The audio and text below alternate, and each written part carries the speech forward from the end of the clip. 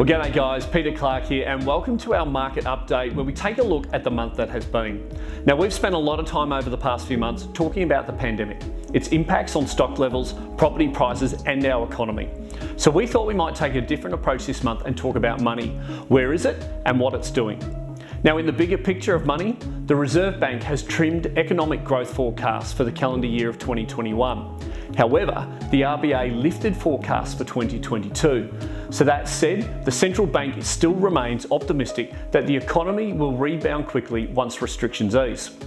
Now, it's possible some of that confidence comes from the 112 of the ASX 200 listed companies that have reported earnings with declared dividends totaling $26.8 billion, up an amazing 93% on a year ago.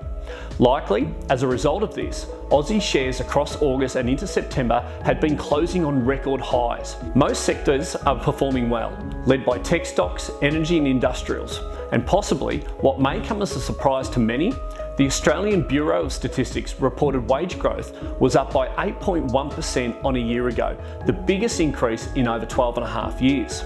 So this all sounds excellent, but we're talking about the majority of money sitting with the minority, the strength of big business driving the country forward. You see, other reports suggest that 70% of people have either dropped in income or have stayed the same. So although we bang on about it all the time, there has never been a better time to shop and support local.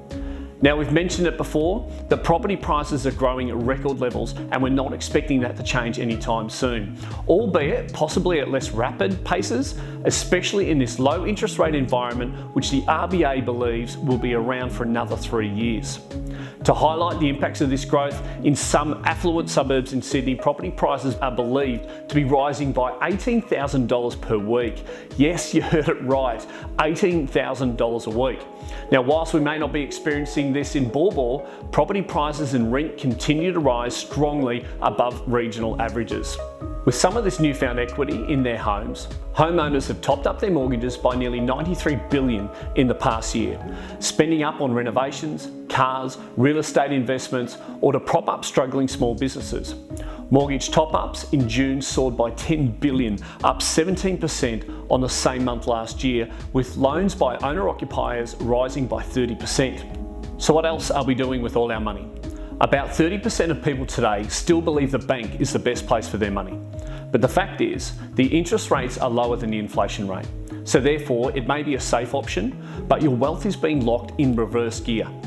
People's savings are up by 12.5%, and considering many purchases of cars, TVs and home improvements have already happened, we should expect the real estate and stock market growth to continue to rise nicely over the next 2 to 3 years.